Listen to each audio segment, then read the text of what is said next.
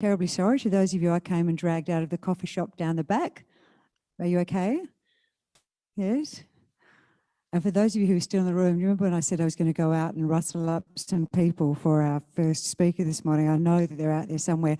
I started ringing my bell, and as I did, people going like this. And I thought, well, maybe I'll speak quietly instead, and that will get them in here. So well done to all of you. You've done a great job. We certainly had a fantastic night last night. For those of you who live here in Busselton, did you go home and just enjoy a bit of downtime in front of the TV thinking about what you saw? Yes?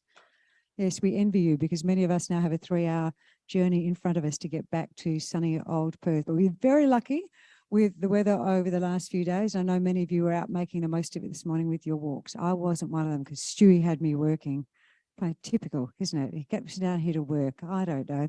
And we're going to get to work straight away this morning. We've got 2 sessions. The first one's going to finish at around about 11 o'clock. We have a fantastic morning tea planned for you as always.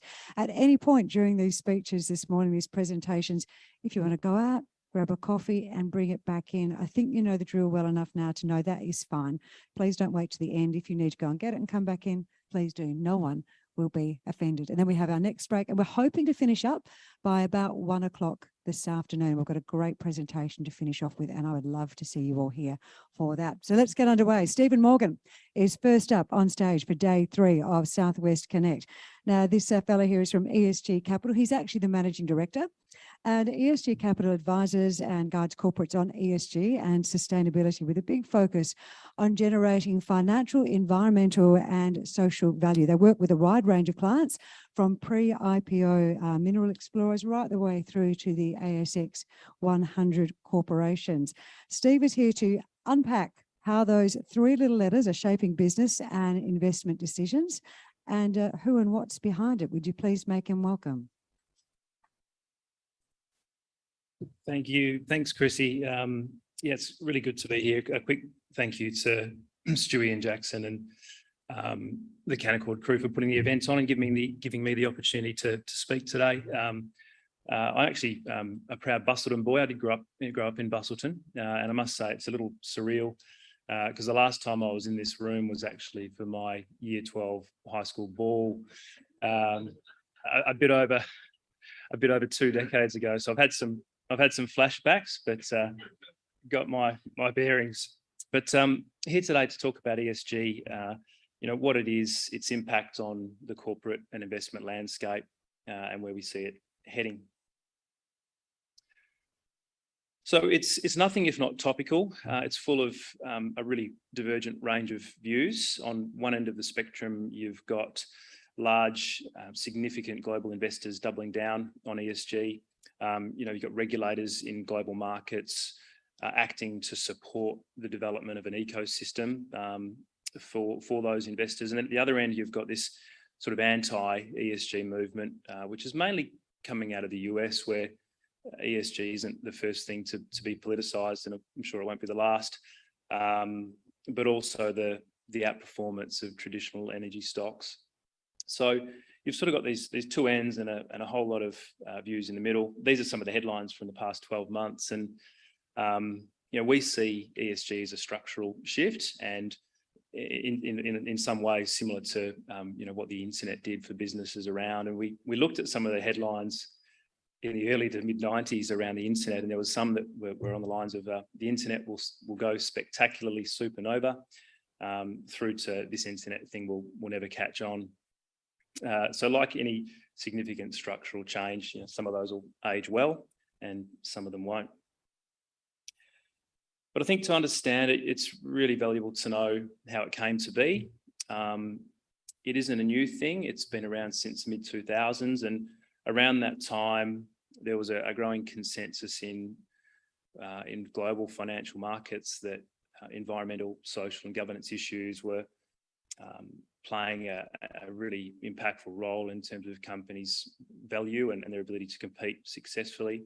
So the UN pulled together 20 major financial institutions, and a number of those are on the screen there.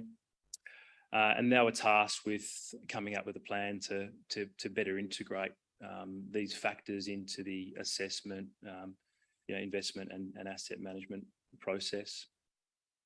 So yeah, the main point from this is that it was born as an evaluation tool for investors, and it's, I suppose, followed a natural evolution to become something that companies can use to evaluate themselves.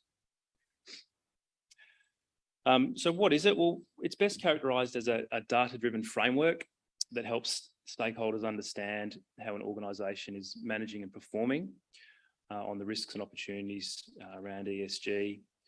It's used interchangeably with the term sustainability. They're similar but different. ESG is often thought of as a sort of an outside-in tool, whereas sustainability is more of an inside-out concern with businesses' efforts to and initiatives to manage the sustainability of their operations. And here's, I suppose, an unpacking of some of the examples of the topics that fall under the different pillars. Some of you may be thinking that companies managing these risks is nothing new, and there's some truth to that. But what is new is that the presence of a structured, globally accepted framework to assess them and strategize them and communicate them is. Materiality is a central principle. It's all about financial materiality. Companies don't need to worry about all of these, but it's which are the ones that, if they get them right or they get them wrong, are going to have the greatest impact on the business. And the other misconception, I think, is that it's something that's exclusive to green businesses, and it's really not. It's not an accurate view. It's a way of viewing any company or any investment and how it interacts with those topics on the screen. So the drivers, well, investors were the first domino. Very much a long-term, the long-term time horizons of pension funds and super funds have driven it. A lot of these issues compound over time. Global issues around climate change and biodiversity and the like, and some recent examples of not managing those well and the impact it has on companies. If you look at climate change, AGL, I'm sure you've all followed the gyrations there recently, and if you go back 5 years, their share was trading at $25 and it's now at $6, and there's been a whole range of issues with them. So clearly they haven't managed the climate and energy transition well. And then to pull another one out in terms of data privacy, the Optus hack that happened recently, it's projected to cost Optus somewhere between $1 and $2 billion. So it does have a pretty profound impact on values. What does it look like in action? So as an investor, when you look at a company, how do you know that they're adopting it and integrating it? There's a few different proxies that are listed on the screen. They're sort of split into two. The top four are really around disclosures and reporting and measurement, and the bottom one is around the strategic integration. Greenwashing is a topical subject. That fourth bullet point there. Companies that set ESG targets without a supporting plan, that is the very definition of greenwashing. And it's obviously a focus at the moment for some of the regulators. Just interestingly, we looked at the companies that were exhibiting here this week, and we found that 10% of them had a defined ESG strategy, and they range from 8 million market cap to about 288 million market cap. So there's not many that are doing it, but it's not something that's exclusively for large businesses. And what does it look like for investors when it's in action? Well, there's a spectrum of ESG investing approaches, from purely the integration, which is the consideration of it, right through to impact investing. They're all about delivering financial returns. And as you head sort of towards your right on that table, it becomes more about returns, plus impact. So integration is the most popular. It's about 80% of ESG investing uses an integration approach. And the main distinction is that compared to traditional investing, it's sort of an expansion of the risk lens. So this is an insight into how it's being adopted around the world. This study was done early this year, 1,100 plus institutional and wholesale investors from around the globe, 19 countries, and the total assets under management for the group that was surveyed was 32 trillion. And they were asked to select the option that best describes their approach. So whether it was considered whether ESG was applied or whether it was central, or if they just weren't convinced about it and didn't use it at all. And as you can sort of see, I'm try this, but across those three segments of that column, there's 89% of those 1,100 plus investors use ESG in some way to make their investment decisions. And there's a breakdown of some of the other jurisdictions. So you sort of get the sense that, whilst it varies a bit across jurisdictions, the weight of the capital in this segment's committed. And then the second point that we often talk about with our clients is, if you're a corporate, given these statistics, is your approach to or lack of ESG enabling or disabling your ability to attract capital, particularly in a market where that's tightening a little bit. This is ESG investment growth. The main take from this one is that around 2024, the balance shifts and ESG funds are projected to continue to grow, whereas non-ESG funds actually plateau and then start to decline. And this is a really interesting one. This is, I suppose, proof that it's been tested in the last few years. So here you've got COVID, of course, and these are the early sort of market gyrations of 2022. And what it shows that throughout these patches, that ESG funds were resilient. This is European data. It's important to note that. But you can clearly see that there's a resilience, and that speaks to the investors' confidence in ESGs as a long-term risk management tool and value creation tool, and something that supersedes short-term market volatility. And does it work? It's probably the main question most of you have got. Well, the research is still building. Whenever we look at this, we really like to look at a body of work, and so this is from a meta study, a study of studies that looked exclusively at companies that adopted ESG or climate change as part of their strategy, and whether they performed positively, neutrally, or negatively financially. And you can see that those companies that adopted a holistic approach to ESG and integration, there was 58% of the studies showed a positive impact on financial returns, 34% mixed, and then very few showed a negative correlation between ESG or climate action and returns. And this data is hot off the press only this week. So it compares non-ESG funds with funds that have actually been certified for their ESG approach by the Responsible Investment Association of Australia. There's a significant portion of Australian super funds that have been certified by that association.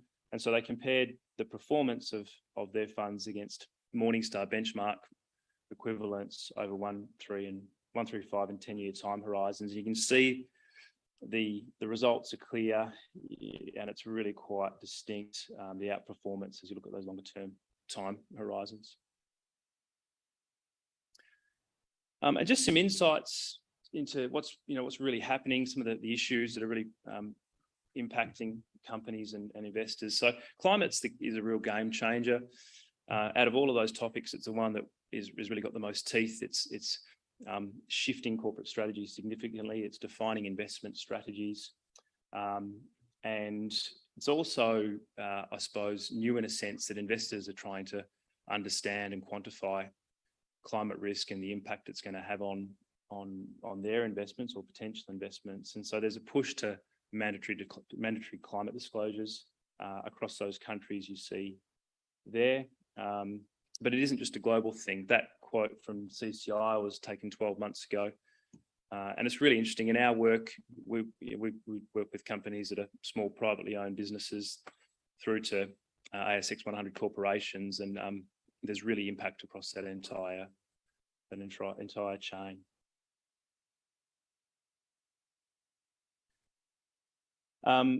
This is an interesting slide. So this just shows you carbon intensity of the ASX 200 compared to other developed market indices. So it's obviously incredibly high. So it's the metric tons of CO2 equivalent per $1 million in revenue. And in the ASX 200, it's the best part of double of the next highest in the UK. Regulation is ramping up. I won't spend too long on this, just mindful of time, but in Europe, the disclosure of non-financial data is heading down the same path as financial data. Companies will need to do it, and they will need to have that assured. And the US as well, moving towards mandatory climate disclosures. ASIC have said they're watching these developments closely, so we expect there's some regulatory action in Australia in the next few years. And I'll just pick one of these, but I think Woolworths and the Endeavour Group split. For those who aren't aware, Woolworths had Endeavour as a wholly owned subsidiary. Endeavour owned a whole bunch of pokies by virtue of their ownership of pubs and clubs along the East Coast. Woolworths institutional investors didn't like that, and there was a number of investors that were looking at Woolworths, but it didn't pass the screening test because of the exposure to gambling risk, and so that the decision to split those was made. And happy to talk through the other examples if you want to catch me afterwards. And then lastly, it's a ticket to the game, and lots of battery minerals discussions over the last few days. The bottom line is it's not going to be enough just to have the commodities. You'll need to be able to prove and demonstrate you're producing them in a way that's sustainable. And just to finish off the so what, so it's not going to be a straight line, sorry, but I think the direction is fairly clear from the data I've taken you through today. The weight of the world's capital is really committed to this. Regulations incoming and increasing. For corporates, choosing when to act may be a defining decision, and this is change for corporates, and some will find the opportunities and create value out of this, and others won't. That's all. Thank you. Hold on, Stephen. Not to take away from the fantastic 15 minutes you just spent demystifying ESG for us in our investment woes. Did you come with a date to the ball that you had here? You did? Do you remember him, her, him, whoever? Yeah. Did you get a kiss at the end? Oh, okay. All right. Anything else you want to elaborate on that? Happy with the 15 minutes there. Beautiful. Okay, you've moved on to bigger things. Dr. Tom Duthy, can you come and join us, please, sir? Dr. Tom is the Executive Director of Neurotech International. This is a really interesting story. I've been following this one, and it's something that affects many, many Australian families. And I'm going to bet when you've finished listening to this speech, you will know someone whom this could possibly be helpful to, and it could be helpful to your investment portfolio as well. So you could be getting a 2-for-1. So, as I said, this is Dr. Tom Duthy. He is the Executive Director, and he's going to present on the company's focused corporate strategy and the development of its lead biopharmaceutical drug therapy called NTI 164. So it's an exciting clinical trial portfolio has been developed for this drug to treat rare pediatric neurological disorders, including the groundbreaking clinical results. I'm not sure if he's going to have the up-to-date details on that, but he's the chief. All right, so he'll be able to fill us in on what has been happening up to date. Would you please make him very welcome? Thank you. Thanks, Christina, and thanks, Hannaford, for sponsoring what is a really nice program, and appreciate your time and attendance. Thank you. Just the standard disclaimer. So just as an overview, as Christina mentioned, this is what we do.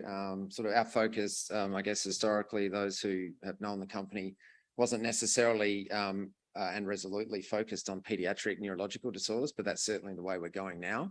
And there's a number of reasons I hope I can convince you of as to why that's a meritorious endeavour. And from a valuation perspective, I think it offers the most, return for investors over the long term.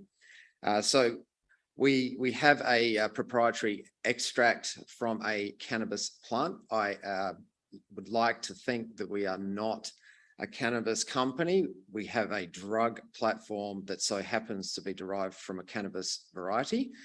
our focus is really to regulate ourselves with the most stringent regulators in the world, and that is the US Food and Drug Administration, that's the European Medicines Agency, and that's the Therapeutic Goods Administration.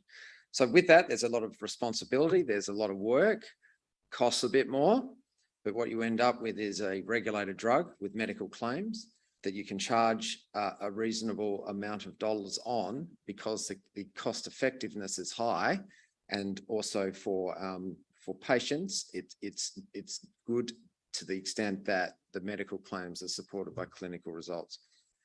This is just a corporate and cap table and summary. I think our performance has been pretty admirable in light of the rest of the sector, and more broadly with ASX generally.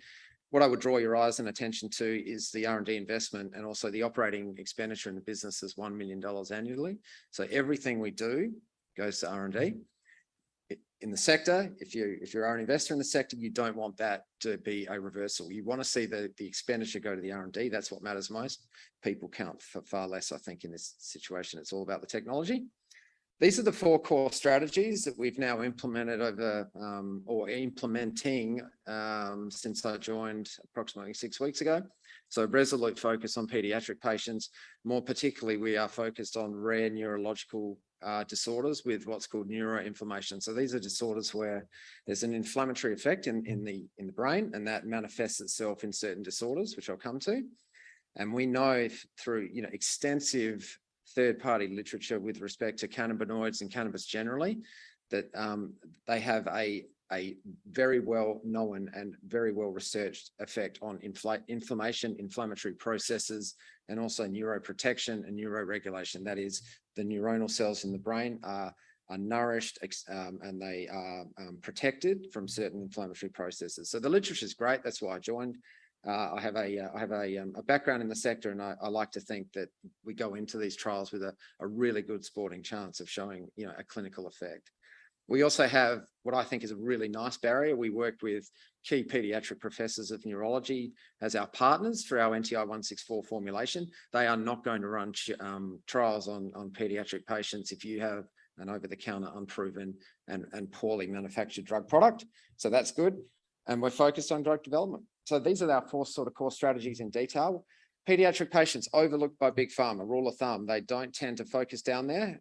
They tend to be unencumbered drug therapy markets. So what I mean by that is there's no standards of care, there's no approved treatments. That's fabulous when you want to run a clinical trial, because you're going up against a placebo or nothing. You're not going up against a standard of care. So we have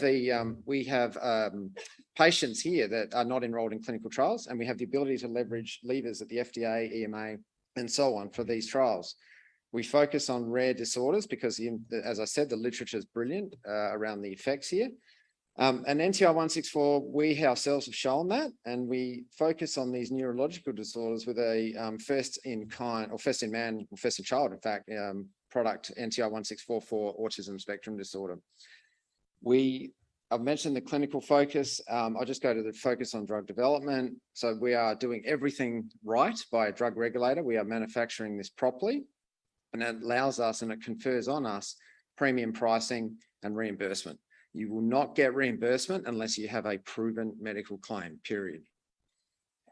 Commendable effort by the team. We've moved from a preclinical sort of stage into, pro forma 2023, where we have multiple phase 1, phase 2 clinical trials in rare pediatric disorders. I'll come to PANS or PANDAS-PANS. I would guess 99% of people in this room would have never heard of that.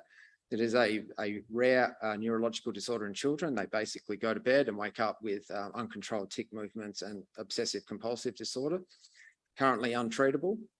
We have a 10-patient study ready to go for PANS-PANDAS. That is an effect in children that is profound, and moderately to severely ill children would be our target recruitment sort of profile. We also plan to initiate a phase 1/2 study in cerebral palsy, and also I'll come to some results in autism spectrum disorder, but we have also submitted for approval to start a phase 2/3 trial in autistic children next year as well. So that's in my experience and career, that is a very rapid transition from preclinical to clinical, and the team's done a fabulous job there. I wanted to just put this quote up because this is the treatment goal for anyone that works with autistic children, and it's basically about enabling the child. So current treatments restrict the child. There's a treatment called risperidone. The role of that drug is to reduce or dampen the aggressiveness and irritability. It does nothing for the child's ability to interact with, to socialize with, and to be a more integrated person in society. We believe NTI 164 is an enabling therapy. That is, we are looking to improve all of these facets, and that is the absolute treatment goal in ASD, and that's sort of where we're focused. This is ASD in a I guess a summary sense. It's much more prevalent than most in the room would probably appreciate. So 1 in 44 children have some form of ASD. The children we're treating on our trial, they have what's called level 2 and level 3 autism. So that's children that require substantial care to very substantial care and support. And as I mentioned at the start, we have a very strong rationale for treating these children.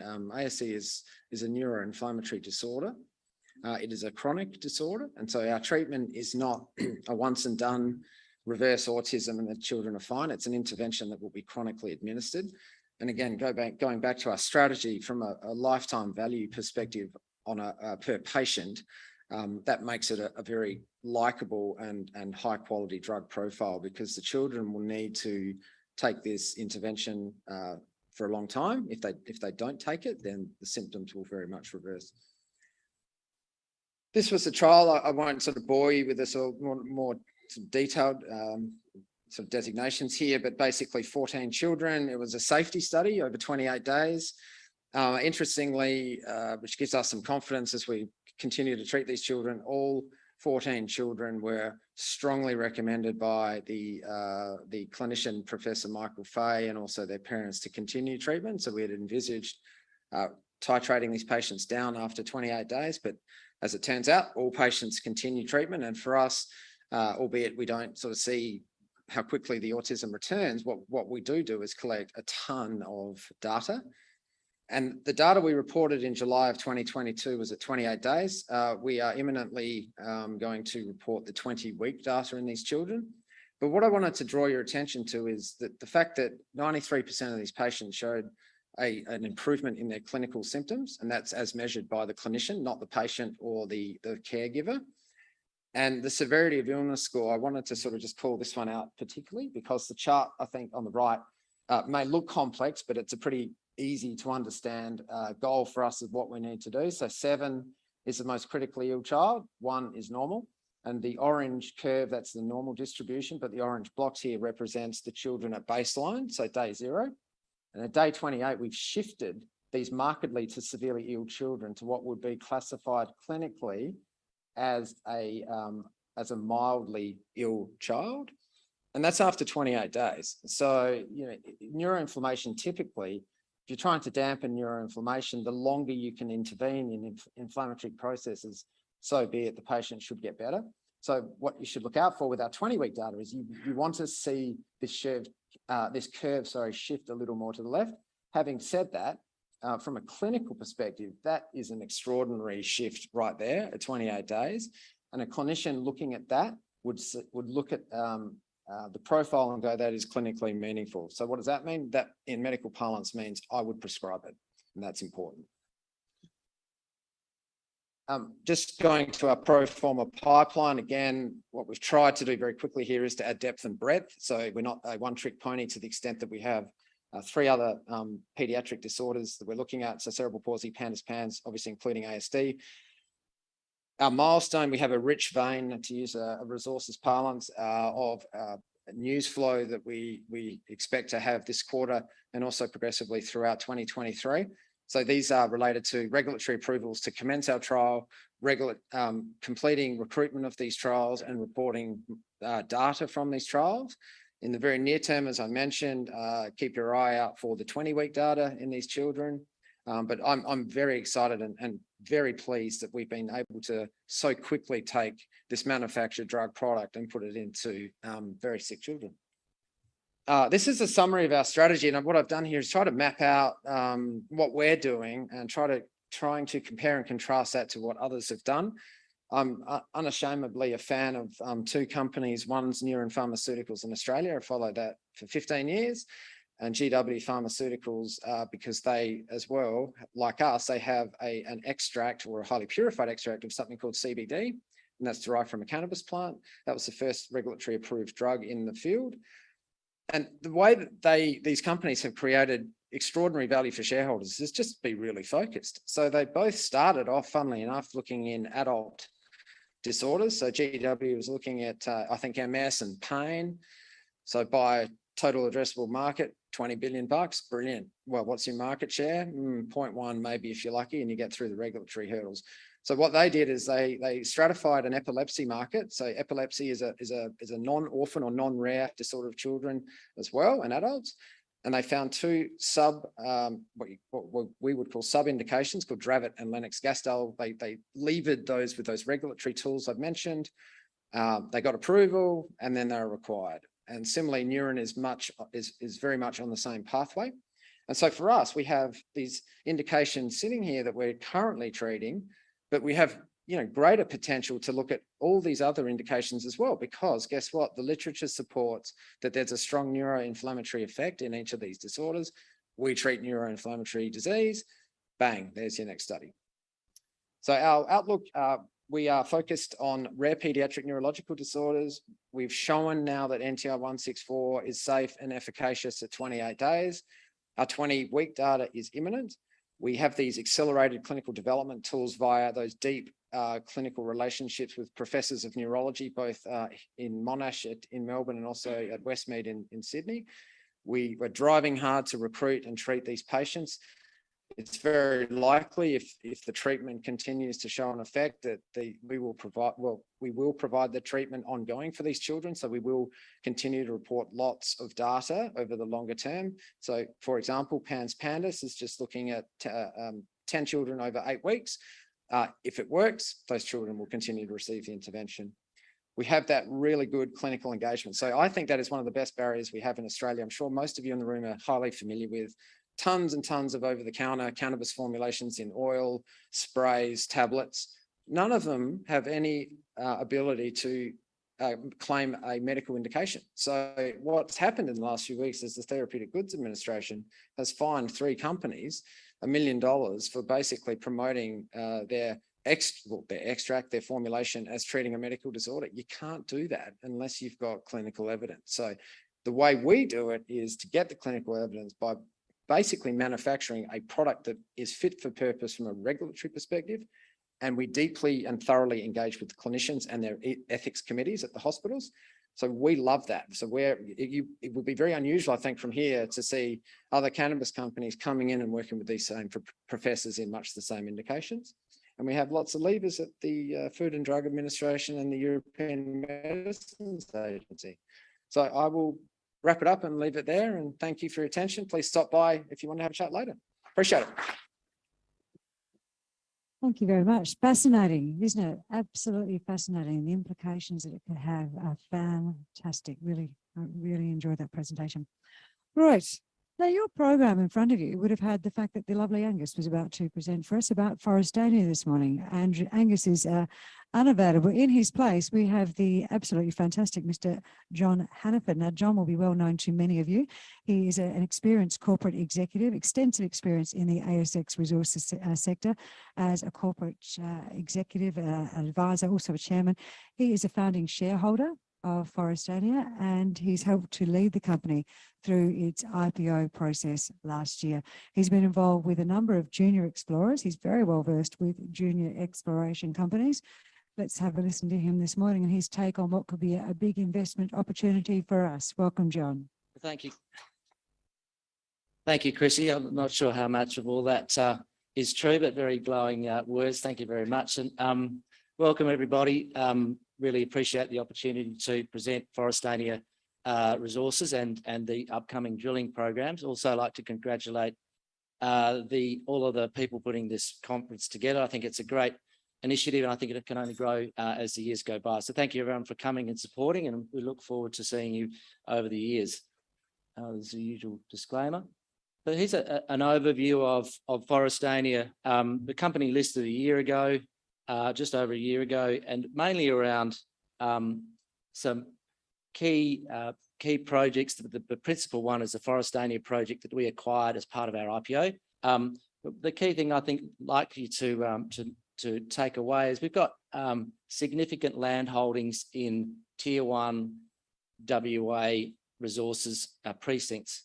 So that means there's existing mineralisation of significant endowment.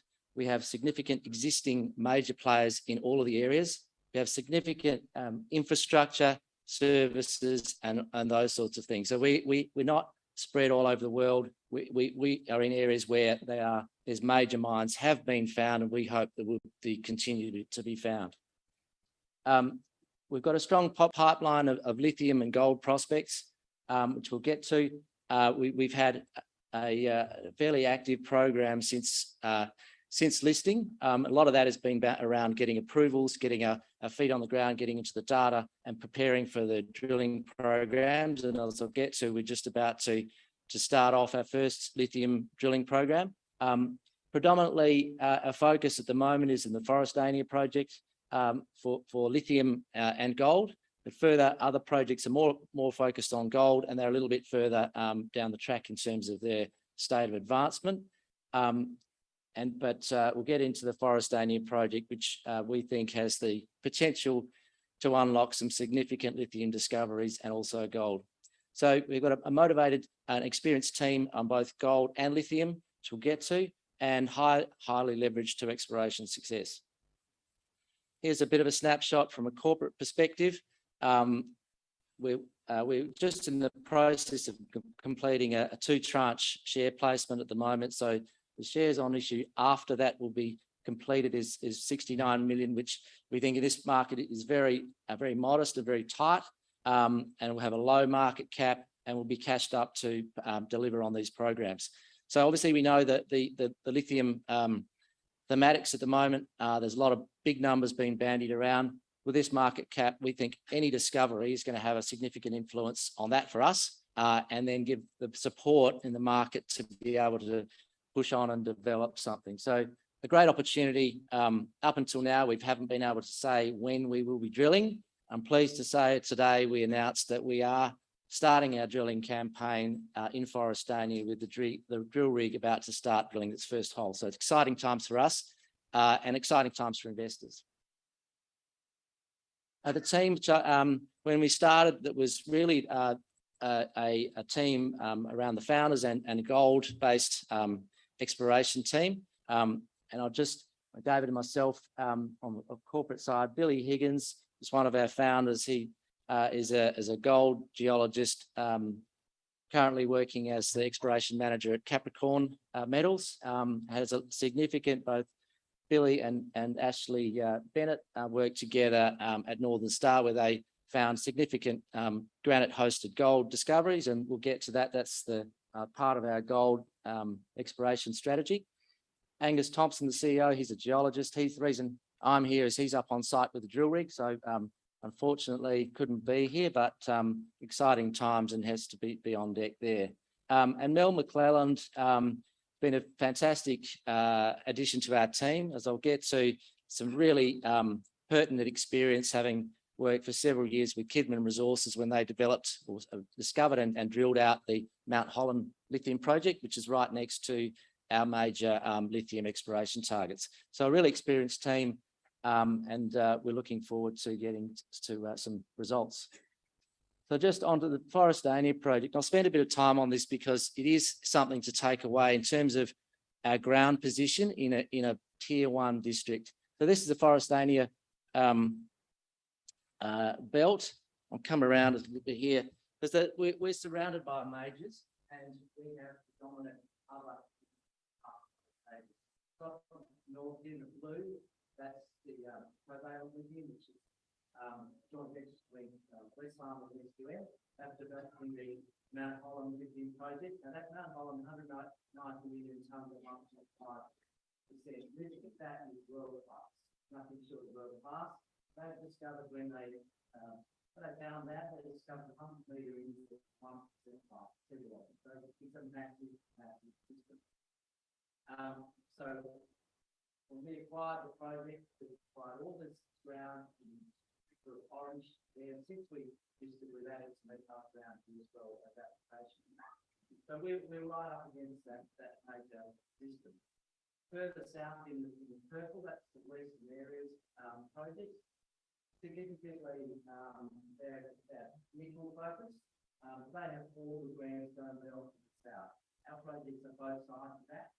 However, what is significant there is that they are not focused on lithium. They do have lithium on the ground, which I'll get to. But this IPO has taken the Western Areas. This has become a much more active exploration area. So we have what's called the Goldilocks corridor, which is just off the greenstone contact. We have 100 kilometres strike along that contact. That is significant. We believe we have one of the best exploration, lithium exploration tenement packages in Australia. Now, obviously, we're going to prove that threat by making drill bits piles for more prospects. So that's, I think, one thing I'd like to take away here is that we've got the only other major holding in this belt. There's obviously very, very highly mineralized with nickel, with gold, and with lithium. And we think there's a significant opportunity to uncover more major deposits. And as I said, we're drilling. We announced today that the drill rig is on site and starting to drill the first prospect, which is in the north here, which we call Bounty East, which I'll get to. The main areas for us are in the north, Bounty and Gem prospects, and then also in the south, down south, Iron Cap, Bannon, and there's a major lithium system we think developing down here. So I'll run through our major lithium prospects that we're looking to drill. And given the time, I think we'll just focus on them, and then we can come back to the gold a bit later on. Just a bit of a pipeline of prospects. Obviously, it's a big area. There's big areas. There's lots of prospectivity, and we've got a lot of work to do. But this just gives you an idea where we are at the moment. We drilled. Oops, hang on, back. Wrong button. These are the four lithium prospects at most advanced that we will be looking to drill, starting this weekend and then further into later this year to try and test four major prospects. On the gold side, there are some major prospects there as well. We're not aiming to drill them just at this minute, but they do present a fantastic opportunity for shareholders when gold starts to finally come out of its slumber. So this is just again to illustrate the proximity to the Earl Grey deposit. Earl Grey is this prospect here. You can see they built an airstrip and there's tailings dams and so forth. That was discovered when they found pegmatites in the gold in the Bounty gold mine, and Kidman acquired all this ground as part of an acquisition of Bounty, mainly looking at gold. They then discovered lithium and they became very fixated on the prospectivity of lithium there. What we're looking at is what we're calling Bounty East, just over here. And this prospect, significant, I suppose, in what they didn't find in the previous drilling. These pegmatites and our expert advisors have been telling us it's all about the pathfinder anomalism. And the pathfinder elements you're seeing here, tantalum, beryllium, cesium, and rubidium, very sort of lesser known, but in these LCT pegmatites, they're quite significant. Because if you can find the pathfinders, then you're onto the lithium at some point. What Mount Holland found here, or Kidman when they're drilling Mount Holland, is that the lithium that's in the shallower zone, what we call the weathered section, had all been leached out. It's just a fact of nature. So they were finding no lithium, but they had pathfinder elements in the system. All their lithium starts at about 60 plus meters deep. So what we're looking at here with our Bounty East prospect is to drill deeper than the previous explorers had done. Now, they had drilled some shallow holes here. They found all the pathfinder elements. They found pegmatites. They didn't, and it's different times, a different corporate strategy perhaps, but they decided to walk away. And our lithium exploration team, headed by Mel, who was part of this exploration team, she said, well, this is where the lithium potentially is. So it's a fantastic opportunity for us to prove this theory. We're out there drilling this starting this weekend. And obviously, if we are able to find anything of this similar to Mount Holland in terms of the scale of the pegmatite system, then we're onto something quite significant. So this to me we're finally, after 9 months, been able to announce that we're going to be drilling this. So it's a magnificent time for us. And the fingers are definitely crossed, toes are crossed, but a great opportunity for us to find something else of scale. The second prospect we're looking to drill is the Gem Cutter and Gem Mine. This is a little bit further south. You can see on here that we're just a bit further south from Mount Holland. Now, the previous owners of this tenement package, they drilled a fantastic hole, 34 metres at 3% lithium several years ago, and that's up in this part of the tenement. And this, I think, is a good illustration of this weathering that happens to lithium and these pegmatites. That is the early stage. That is pegmatite, but there's no lithium. And the deeper section of the hole where they found the 34 metres at 3%, as you can see, it's quite a different type of mineralisation. That is indicative of what's happening across the belt with this weathering. We have approval to drill a prospect down here we call the Gem prospect. I know I'm running out of time here. And that's what we'll be drilling as the second prospect to try to indicate, again, a deeper opportunity or deeper extension of those pegmatites. I'll touch also on our southern prospects. There's two main prospects, Bannon and South Iron Cap. Bannon prospect is right next to the Western Areas ground here. It has been drilled. There are significant pegmatites, but without that high-grade lithium. We're going to retest that prospect as well. And the other major prospect, which we are hoping to get approval by the end of the year to drill, is the South Iron Cap East. And significantly here on the Western Areas tenements, where I said they had not been focused on lithium, they have a 50-metre intercept at 1% lithium here. And 1K away, we're finding outcropping pegmatites that have never been drilled. So significant opportunity. Obviously, if we find something here, it opens up a whole new lithium exploration field in the south. And we're hoping to get approval later in the year to drill that one. So I'll just come through with the gold. Anyone keen on the gold, come down and see me at the booth. We're quite excited about it, but market's not really giving us much for it. Again, through the gold.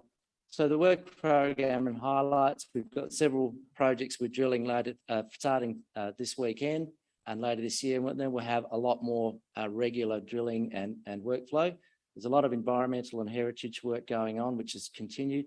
That gives us next year's drilling targets and exploration programs. The overview, as I said, unlocking an emerging lithium belt.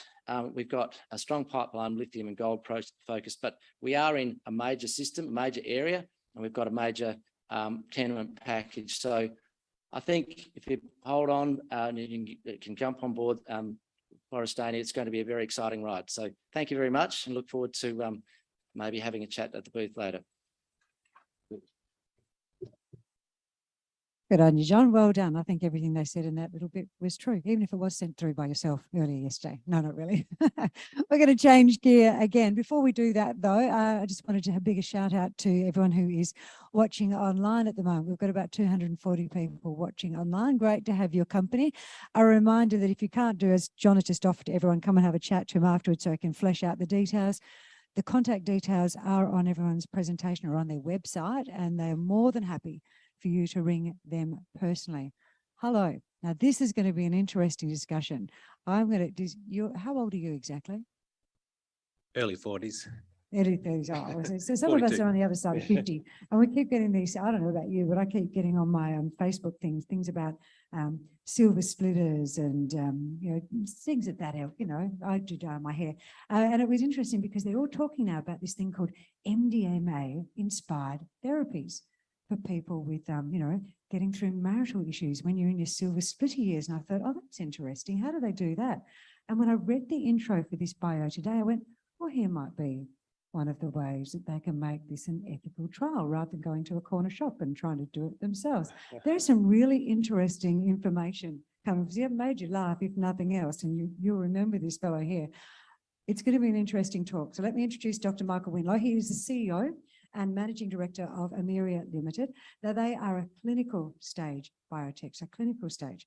And they're developing treatments for mental health, neurological conditions. They've developed a range of proprietary cannabinoid-based pharmaceuticals and leading an MDMA-inspired drug discovery program.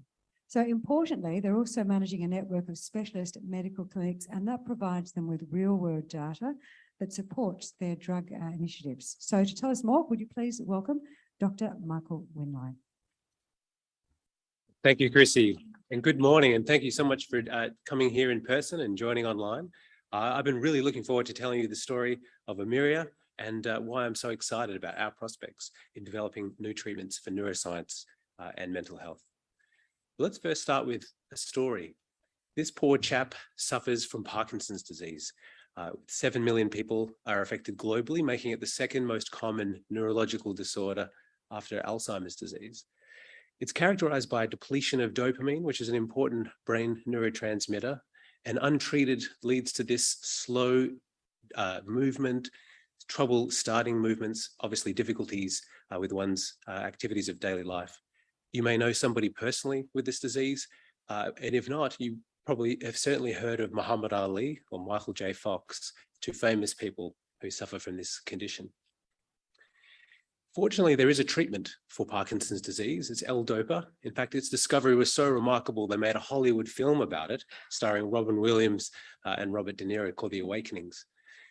This treatment gets your movement back, but over a period of time, it itself can lead to a movement disorder, and you can spend a lot of your time with those kinds of wriggles and movement challenges as well.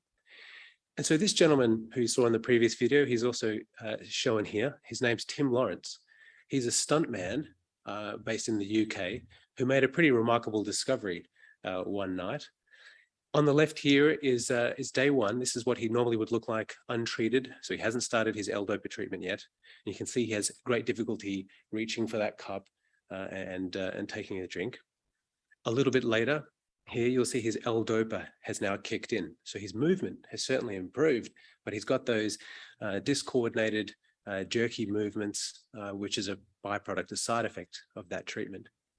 Now on the right, you might be wondering what's going on. He looks completely normal. And on day two, he's taken another dose of MDMA or ecstasy. And he actually discovered that this was almost cured his condition after a night out at a nightclub. Now, the trouble is, the reason that Tim doesn't take this drug every day is because it makes him high. He doesn't want to be out of his mind, even though it might be improving his movement. And so that led to a journey of inspiration and discovery at the University of Western Australia. And I'd love to take you through that story. But first, what is MDMA? You probably have heard of it as ecstasy or the party drug.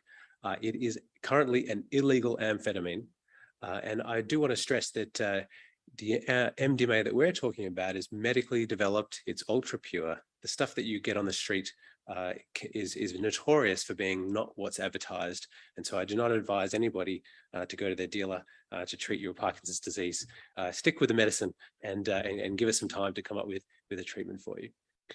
But MDMA is really fascinating. It releases three primary neurotransmitters. Serotonin, you might have heard of, related to feelings of well-being and lifting mood. Dopamine, which is the depleted cause, creates that Parkinson's symptoms, and it's related to feelings of pleasure and satisfaction.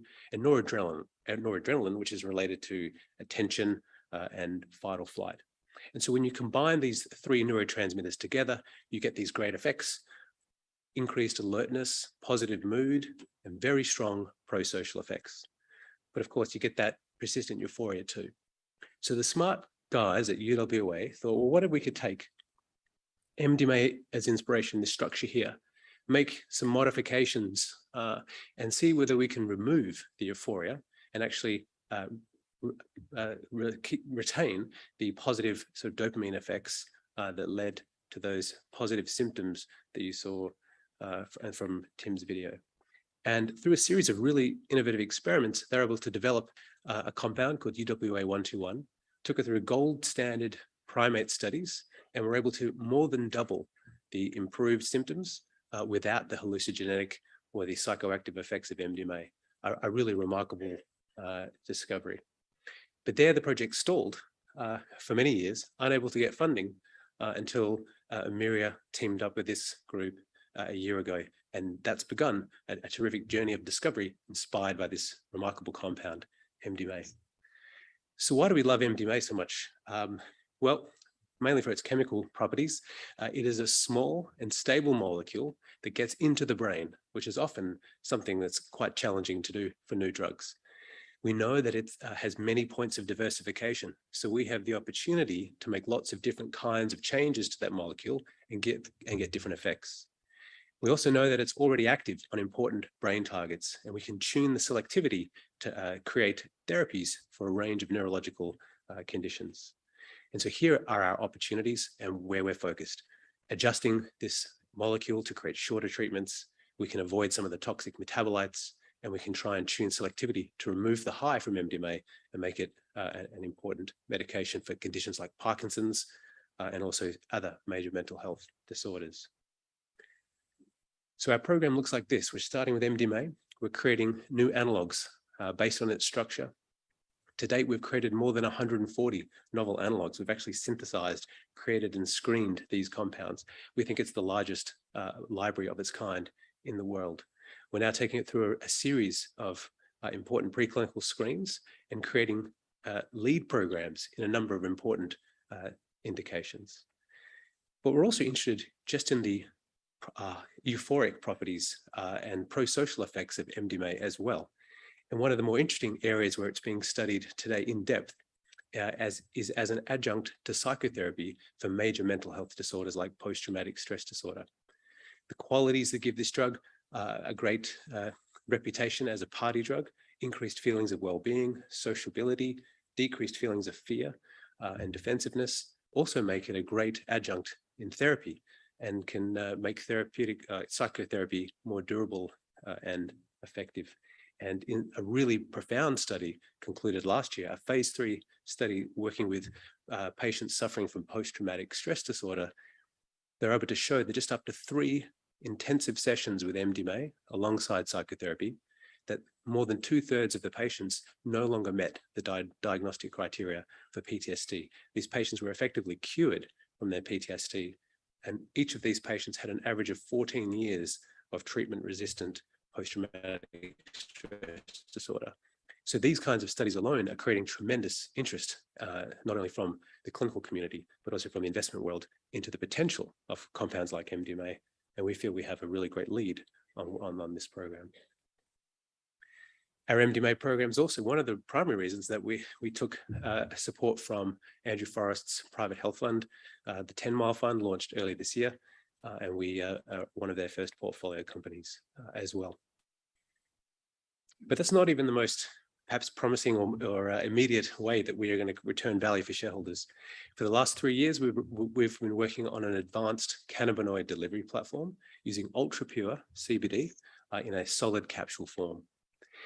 And so what we're aspiring to be is the story of GW Pharma, who spent 20 years, $2 billion perfecting the refinement of their plant-based CBD so that it could be evaluated as a small molecule at the FDA.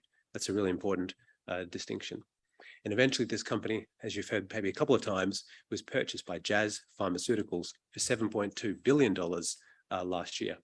And so the key takeaways from their story, their successful story, is that drug registration can create tremendous value, but you need really pure product and you need great evidence behind your indication. And so we've developed a fantastic product. Rather than an oil or a gel cap or a dropper, we know our patients prefer solid oral dose forms. And so we've created a solid capsule that can improve the delivery of CBD, ultra pure CBD with no impurities in the bloodstream. We know that it can deliver higher dose values in the hours 3 to 8, where you want your treatment to be working most effectively. And in a head-to-head comparison with Epidiolex, we showed a number of other distinct advantages. We've also got really great evidence, and what gives us such strong convictions that we've got a good read on where cannabis works most effectively is because for the last 3 years, we've been managing our own network of medical clinics, which have been intensely focused on gathering important clinical evidence on where cannabinoids work most effectively.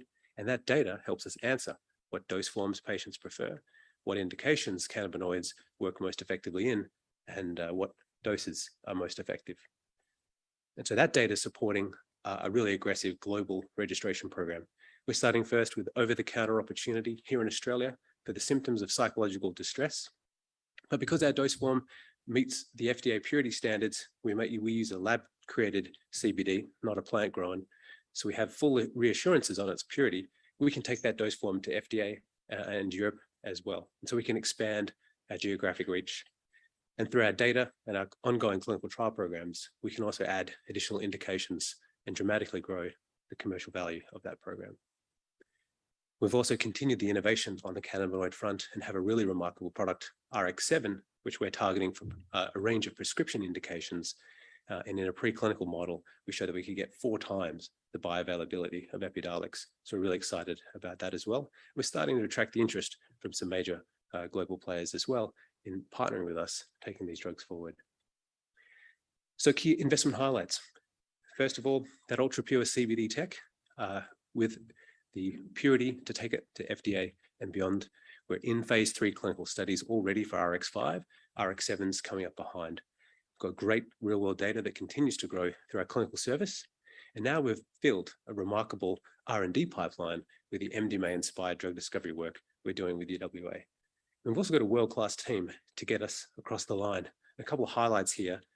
Professor Sir John Took in the middle up the top, knighted for services to medicine, an expert in learning health systems, has been a great advisor on how we set up our clinics so we can get the most with our patients. And Dr. Karen Smith up in the top right, you've heard the name Jazz Pharmaceuticals mentioned a few times. Karen was the ex-chief medical officer and global head of R&D at Jazz, and has been on multiple boards with major billion-dollar acquisitions. And some other folks here with experience in capital markets, clinical medicine, and in my own case, data analysis and clinical trials. The register is quite tight. Like I said, got the great support from the Forrest family there, and 7.3%, tightly held register, and most importantly, a tremendous program of work to look forward to over the next 12 months. On our phase 1, RX5, we've got the phase 3 study, which will conclude. That'll allow us to register that treatment as an over-the-counter at TGA and then beyond. We've got the RX7 program entering into phase 1 early next year and pursuing a number of prescription indications. And on the MDMA program, multiple preclinical activities that will read out and help us choose the most promising leads for commercialization. So I hope you follow our story. It's just getting started, and look forward to taking your questions out in the front. Thank you. Please. See, interesting, isn't it? I was thinking of those things that kept popping up in my feeds where you're talking a little bit, slightly a little bit of a rubbish. But when you see it and you see the possibilities, it could be a lot of money made out of this, because I know I would like to kill my husband every second day. And if I could have something like that and it would get rid of fear and anger. No, that was being very, very, you know what I mean though? So we're going to change gear again, and we're going to go into the world of battery metals. And this next one is an interesting ChemX. David Leavy, would you like to come and join us, please, sir? He's the managing director. So ChemX is an advanced materials technology company, and they're focused on providing critical materials required for the electrification and decarbonisation of the global economy. And the company is involved in several projects. I'm going to let David tell you all about each and every single one of them and maximise his 15 minutes. Would you please make him welcome, everyone? Thanks, Chrissy, and also thanks to the RIU team for putting on such a great conference. And welcome to a presentation on ChemX Materials. The standard forward-looking statement, which you can read at your leisure.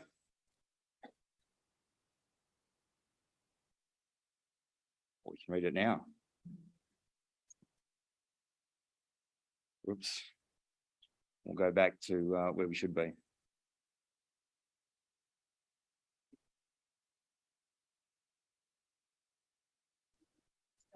Yep, so we're there.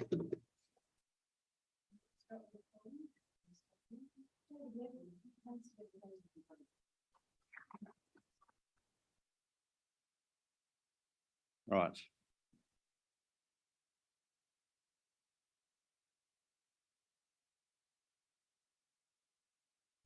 We'll get it right in a minute.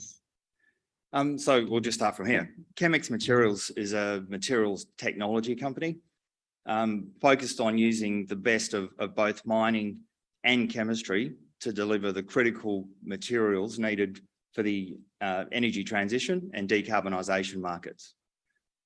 We've currently got 3 projects in the portfolio: high purity alumina, the Jameson Tank manganese sulfate project, and the Kimber-Kaolin rare earth project. But before we get into the details on those, just a quick word on sustainability. Sustainability is at the heart of what we do. The markets that we're selling into, the electrification, decarbonisation, is really the heart of the market that we're selling into.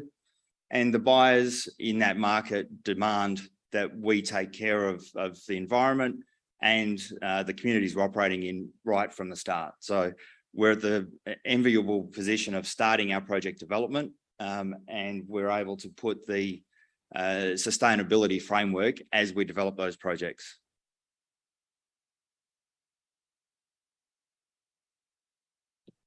The 3 projects that we've got, high purity alumina, we'll get into a bit more detail about what these markets are.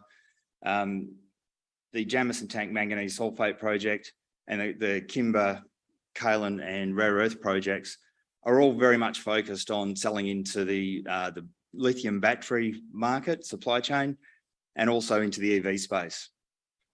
The key component of all of those markets is really the marketing. So we've already started the engagement with global cathode manufacturers, EV manufacturers, to get our product out there. And as we heard with the previous presentation, high purity for anything in a battery space is really key. So we need to know what the specs are that the buyers are looking for. High purity alumina is a well-established and very fast-growing market. It has 2 main uses. One is as a coating on the separator between the anode and the cathode in the lithium battery. You can see the graphic there, the toilet paper roll looking graphic is a HPA coated, or you may have heard the term ceramic separator, which sits between the anode and the cathode. Provides operational benefits to the battery in terms of cyclability and also safety in that it helps manage the thermal management of the battery. The other key market is synthetic sapphire. Synthetic sapphire is used in a number of high-tech uses. The key ones, LED lights, semiconductors, micro LEDs, but it's also got some exceptional optical qualities. So for those of you that have an iPhone, the camera lens in your iPhone is sapphire. If you've got a thumbprint reader, that's sapphire as well. The technology that ChemX has developed, the high pure HPA technology, is significantly different from the existing production technologies. It's much less energy intensive, and therefore it's a greener process. But the key differentiators, it's scalable. So we can start off with a relatively small production capacity and grow as demand for our product increases. So we don't have an overhang of production capacity. We believe it will be lower cost, both operating and capital cost. And importantly, it's independent of mine production. So we don't have the time or the cost of a mine project development while we're trying to also develop a high purity alumina process.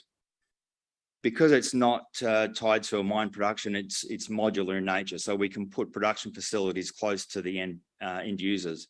So the strategy would be to supply the Asian region out of a facility in Perth, but then also put production facilities in Europe and in North America so that we can supply those battery supply chains as a domestic supplier. That reduces the carbon footprint of the logistics chain because we're not shipping it halfway around the world, and also the risk of supply.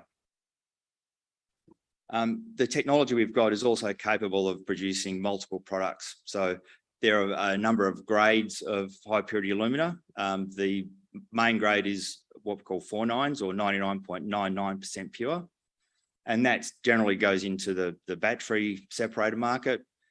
And then the high purity 5.9s or even 6.9s going into optical and the sapphire market. The technology is also able to produce aluminium sulfate salts, which is an input into the cathode of lithium, of some of the lithium batteries.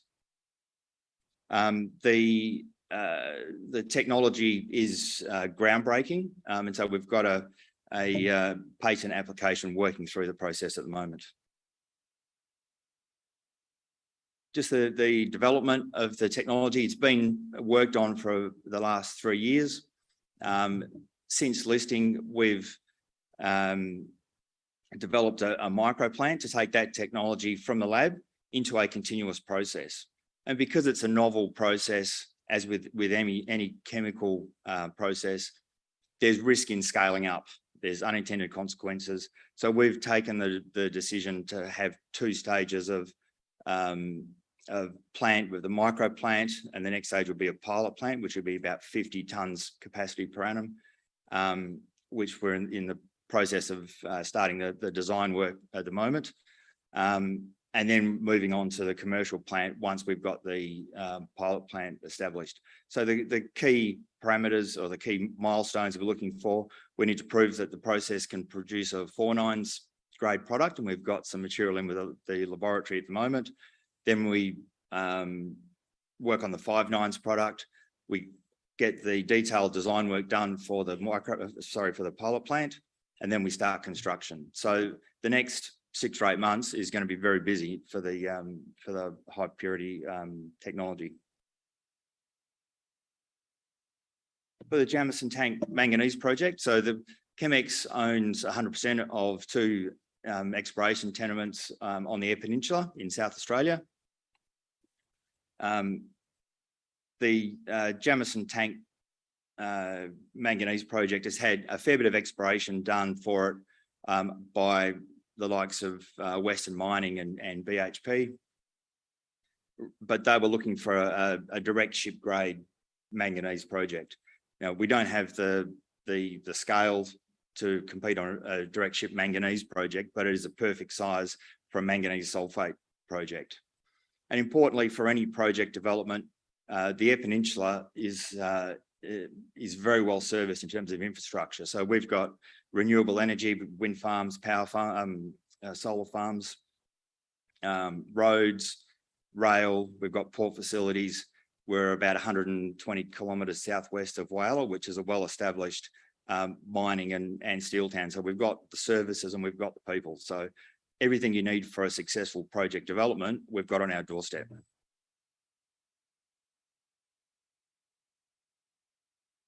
And why manganese? Manganese is a key component in the battery cathode chemistry. You can see on the graphic on the right there, that's a list of some of the various battery chemistries that are actually in production at the moment. Everywhere you see M, that's manganese. So it's involved in a number of different battery chemistries and provides a range of benefits for particular purposes. So each one of those battery chemistries is designed for a particular purpose.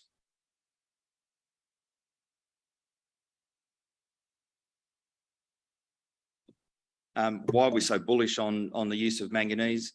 There's been a number of car manufacturers and battery manufacturers, including Volkswagen and Tesla, who have come out over the last couple of years and said that they're looking to increase the percentage of manganese in their batteries. The main driver for that is security of supply. So with nickel and cobalt production capacity limited, and certainly nickel sulfide is very hard to find outside of Western Australia, they're looking to move towards a material that is available. Manganese itself is a $20+ million tonne a year market, which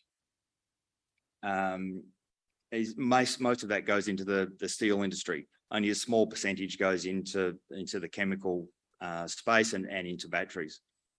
So the real bottleneck for the industry is not so much the availability of manganese, but it's the production capacity for manganese sulfate. So that's where ChemX is working hard to help overcome that bottleneck.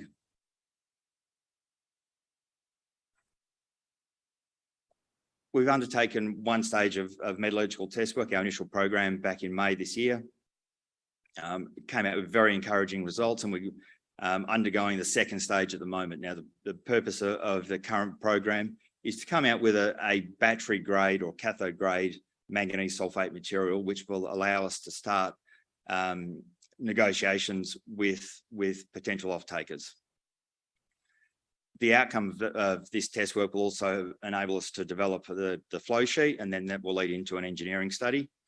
And we've got another exploration program planned for the first quarter next year.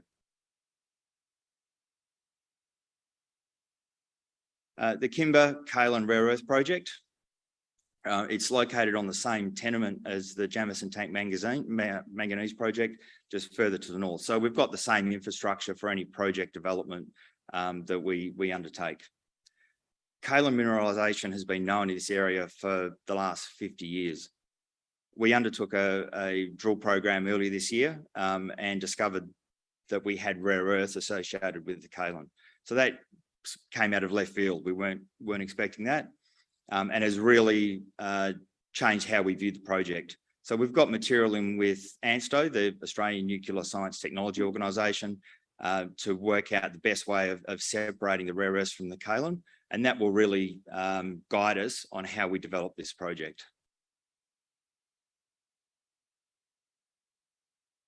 Kaolin itself, it has a number of uses. It's a 30 million tonne per annum market. It's used in things like ceramics, paper coating, rubber, fiberglass. There are a number of traditional markets. One area that we're doing some work on is the use of kaolin in the Portland cement manufacturing process to reduce the carbon footprint of that process. So cement manufacture globally is the 7th largest emitting industry of CO2. So we're looking at how we might use kaolin to replace part of the limestone in that process to reduce the carbon footprint. So the development over that one, we've got to wait on the results from ANSTO. And again, we've got a follow-on drill program planned for the first quarter next year. So over the next 12 months, with 3 active projects going on, we've got a lot of news flow. We've got a lot of key milestones coming up in the path to development of each one of those projects. As with any company, it's really it's the people that make it. Our board has a range of experience from project development to operations to corporate governance and corporate activity. And similarly with our management team, very experienced in the markets that we're operating in. They've all gone through project developments, a strong history in battery and the battery supply chain. So we're well qualified to deliver on the projects that we're looking at. So in short, ChemX, we've got the right people, we've got the right projects, and we're selling into the right markets to deliver sustainable long-term shareholder value as we develop our projects. I think I'm running short on time, so if you've got any questions, I look forward to seeing you in the booth. Thank you.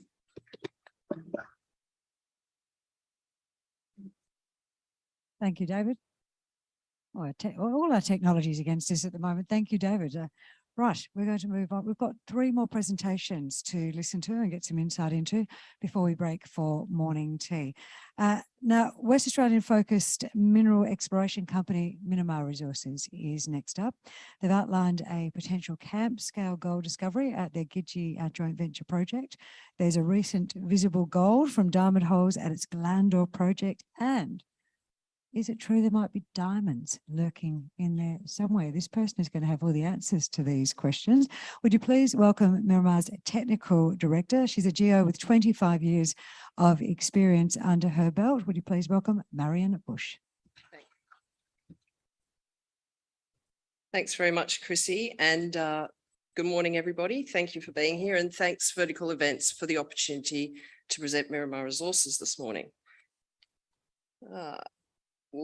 I only have a limited amount of time to speak this morning, so please do download our presentation and you can enjoy things like our disclaimer at your leisure.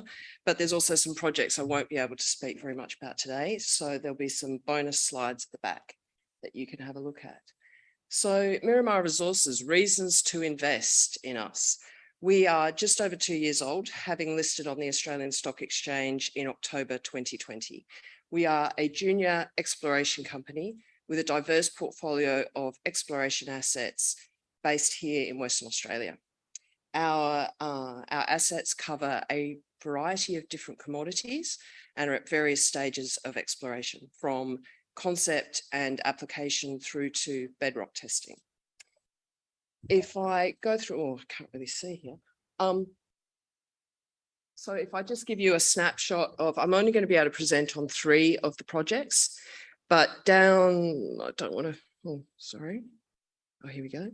So down in the Eastern Goldfields, I'm going to talk about Glandor, where we currently have a diamond rig, following up on some historic significant gold intercepts in diamond core. Gidgee, where we've spent majority of our time, and we think we're uncovering a potential new gold camp. Up here to Onslow, just outside, sorry, Whale Shark, just outside of Onslow, where we have some large IOCG, so iron oxide copper gold targets. What I can't present today on is our Bangamore projects. It's a large land holding prospective for nickel, copper and platinum group elements. Down here, Langwell, which is prospective for gold, and we have some pegmatites, which potentially could hold rare earths. And then back down here, our third project in the Eastern Goldfields, Randalls, which is prospective for gold and has a Silver Lake haul road running through the middle of it. Our board have a track record of discovery and production. Our executive chairman, Alan Kelly, was one of the founding directors of Dore that found and went into production with the Andy Well mine. And we are active explorers with regular news flow. We're very proud of the statistic that 75% of what we've spent to date has gone directly into exploration. So if it's there, we feel we're giving ourselves the best opportunity to find it. I won't spend too much time on this. The main thing really to point out to you is just our EV. It's very low. It's very low, especially considering the amount of projects we have and the potential those projects have. So focusing on in the Eastern Goldfields, we have 3 projects. They're all strategically placed close to infrastructure and close to existing gold operations, which means there's a variety of different avenues for development for these projects. The Gidgee project, oh, wasn't meant to do that. The Gidgee project, where we've spent majority of our time, is it's got a 15-kilometre strike length across the Barara Shear Zone, which is a major regional structure. It's got some fantastic neighbours, Paddington to the north, Barara to the south, Kanowna Belle to the east, and of course Mount Charlotte and the Super Pit just down here to the southwest. This is only 15 kilometres outside of Kalgoorlie, and we were really surprised and really lucky to be able to get this one. Glandor, that I'm going to speak about next, it's been historically explored by Anglo Gold Ashanti and Harmony, and they intersected in diamond core some significant gold intercepts, and we're following up on those at the moment. It's covered by a salt lake.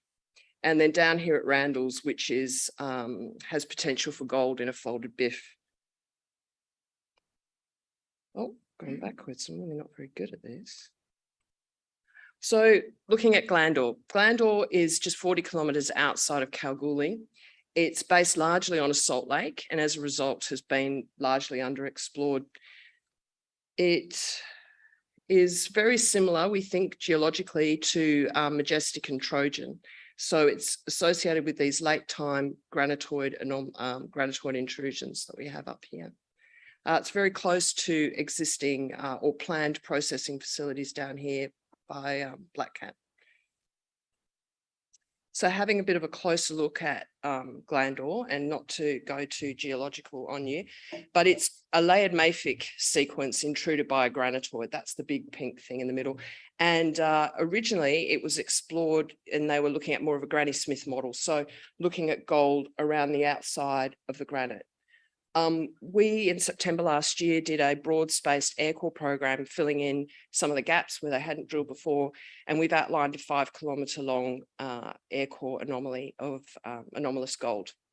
And it's also given us a different framework for what we're looking for. So rather than around the outside of the granitoid, we think that the gold is actually intersecting, much like Majestic and Trojan and Imperial, it's actually inside the granitoid in these northeast trending structures.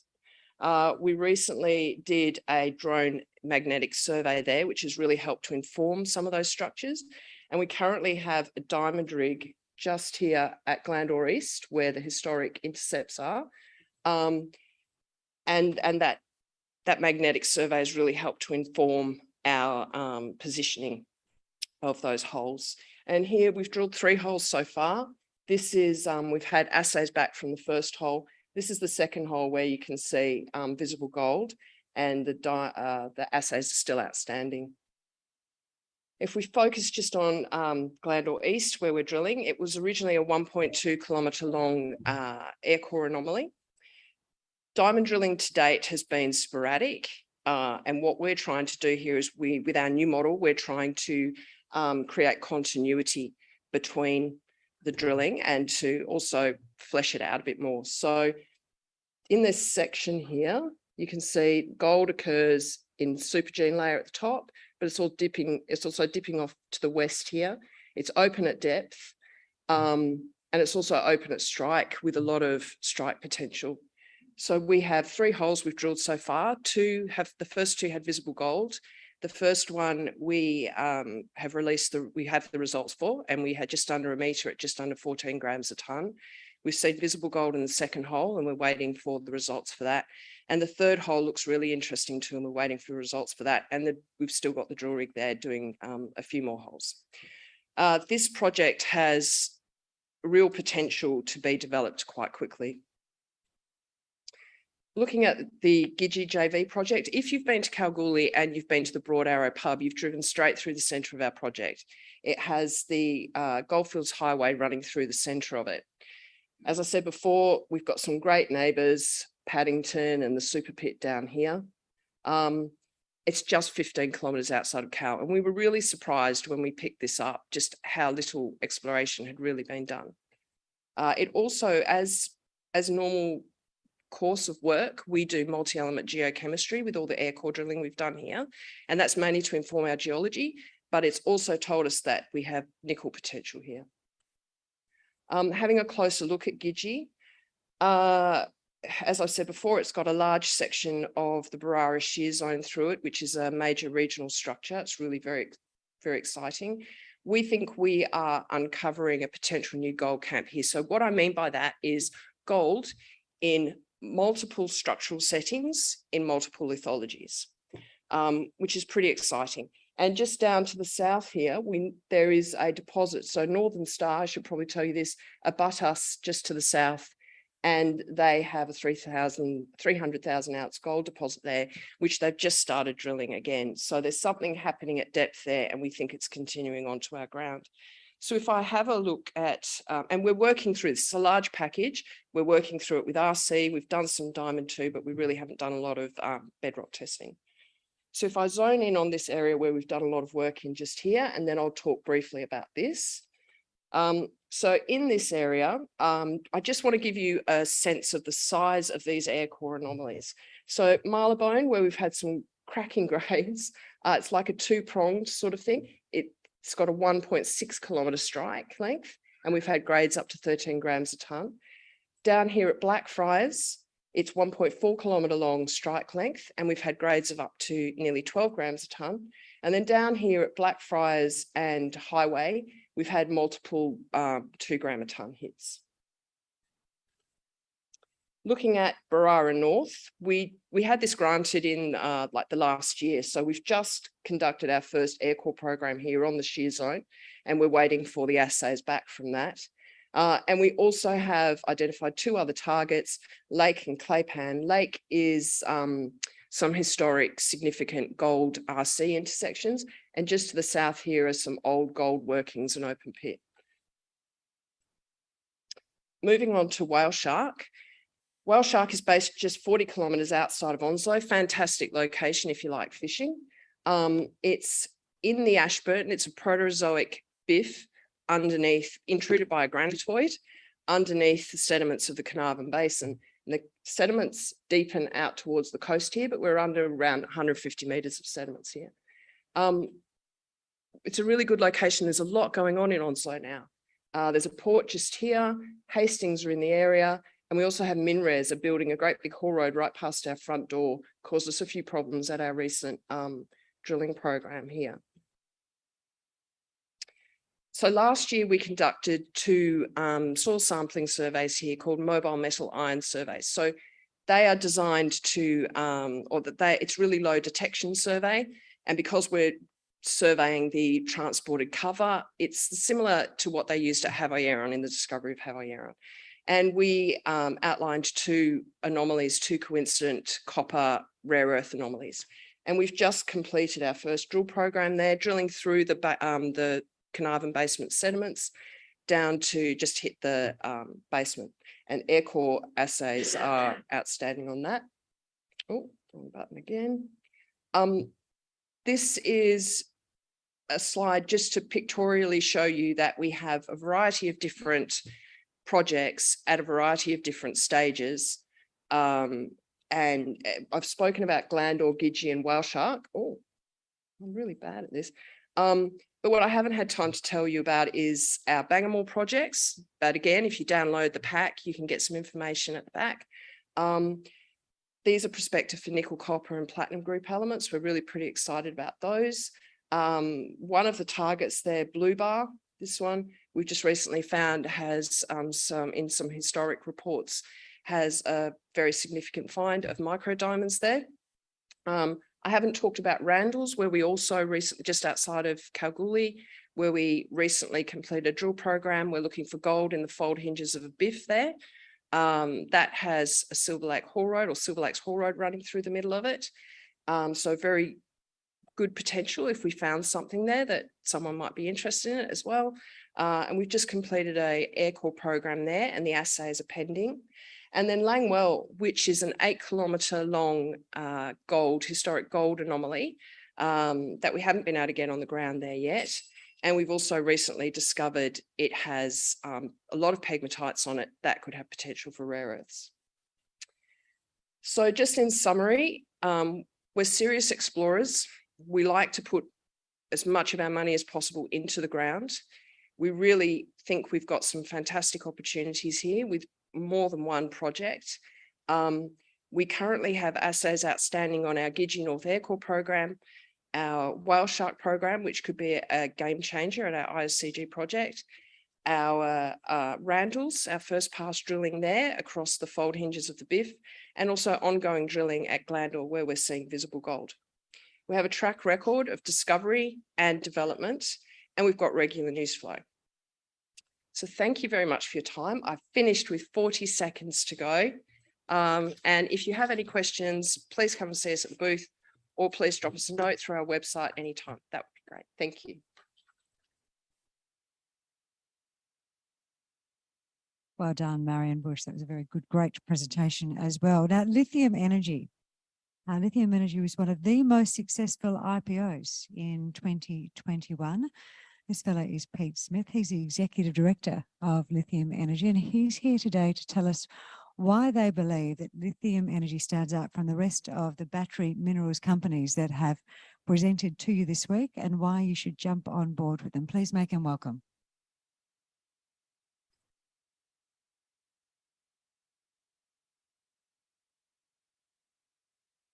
There we go. thank you for being allowed to present here and to greet everybody. Looking into the audience, there's a bit of the morning after the night before, and I would like to thank Hannaford for a lovely evening last night.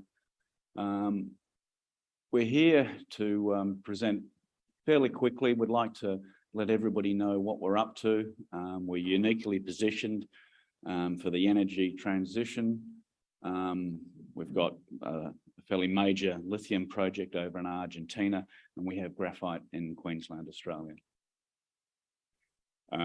We listed in May last year at 20 cents.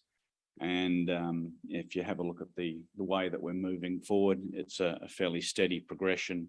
And we're currently trading in and around the high 115 to 120 sort of range. As I mentioned before, we have two principal project commodities, lithium and graphite. They're obviously, they're very important ingredients in the lithium-ion batteries. And I'll give a little bit of a summary of where we're at, starting off with the lithium. We're currently drilling our first hole in the project. It's going extremely well. We've announced, I think yesterday, that we'd actually have gone through the upper aquifer of two aquifers that we're targeting, and there's a 173 metre intersection there. So we're quite excited about that. The project's actually located probably in one of the best addresses in the world for brine lithium. It's in the lithium triangle. We have extremely good neighbours in the likes of Lithium Americas and Allchem. We're snuggled up against the boundary of the Allchem leases, and we're only 15 kilometres from their production facilities. So the address is right. We're drilling our first drill hole. We're hitting the aquifers that we were hoping for, and we're just starting to get some assays back, which are highly encouraging from the top of the first aquifer.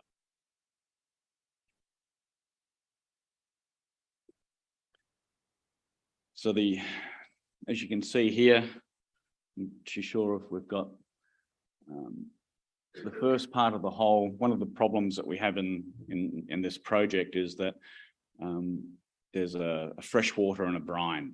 So the freshwater, we have an obligation to keep separated such that brines don't get mixed up with the freshwater. So we actually cement when we're drilling the top part all the way down through there. And then we start diamond coring from beneath that transition all the way down. So, how do we know where that intersection is? We've done a lot of geophysics prior to drilling our first hole, and at this stage, the transition zone we're able to pick up extremely well. So, we can transition through, cement off, and then start drilling the lithologies that we're after, which in this case are predominantly sandstones, and sandstones are highly porous, and they're the sort of things that make production fairly easy, because you don't have to have as many boreholes down to actually extract the volumes of fluid that you need to extract down. So we'll just go down through here. The sandstones pretty much start from there. We go all the way down through here until we come to a seal. That distance there is 173 metres. So it's predominantly sandstone, and we call it our upper aquifer. There's a seal, a mudstone seal, which is in through here, and that essentially separates the top aquifer from our main target, which is down here, which is another porous sandstone. And then we're expecting basement round about this depth down here, round about the 380 to 400 metres. But if we keep coming across sandstones, then we'll keep drilling until we come into basement. So, but it's going to be in that sort of order based on the work that we've done with the geophysics. The assays that we've had so far that have come back are really from this top portion up through here. we had some leakage round about the top with some of the fresh water, which we've now cemented off. And the assays are in this part through here, and they're about 400 ppm, which is a good start considering that's at the top of the sequence. As we get the results back from further down through here and down through here, we expect that they will probably increase.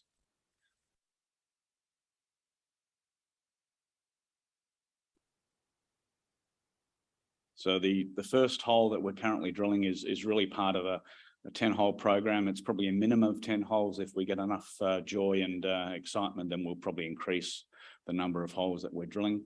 And these holes the first one is located just here, and then the others will be more up in this sort of area up in through here. The idea is, as a first pass, to get an idea of the overall size of what we're looking at. And I think get an overall size, you look down here at the scale.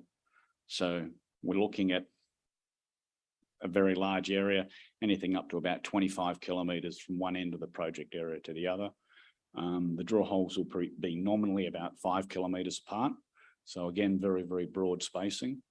We're trying to find out what the overall scope of the project is in the initial first pass. The exploration target that we have is between 1.5 to 8.7 million tonnes of lithium carbonate.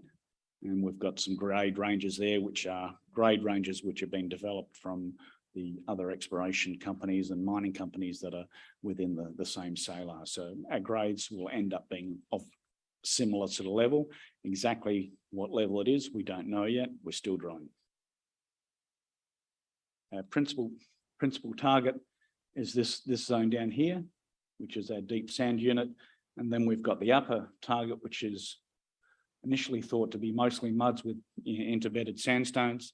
And the location where we're drilling, there's an awful lot of sandstone there. So that actually bodes well for the size of the aquifer. It's a little bit thicker than what we were originally interpreting as well. So that's a bit of a bonus as well. This is where we're at in the current drill hole. We're near the edge of the salar. There's a boundary fault that comes up through here, and we're down at this level now. So we're getting close to the bottom, and we're still in the right sort of rock. So that's quite promising. We're then going to head up to this neck of the woods over here, and here the brines are interpreted to be quite a bit deeper, but also quite a bit thicker. So, the big targets are up in this neck of the woods. So we're looking forward to getting onto drilling those. We're trying to scout down some extra drill rigs so we can actually speed up the process and have a number of drill holes on the go at once, because they seem to be taking a little bit longer than we anticipated. And that's predominantly due to the drilling conditions, which, we're having a lot more sandstones than what we originally were expecting, which is a good problem to have.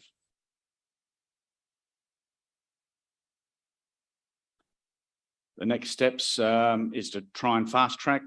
We're obviously trying to get another drill rig for the 15 or the 5,000 metre drill program.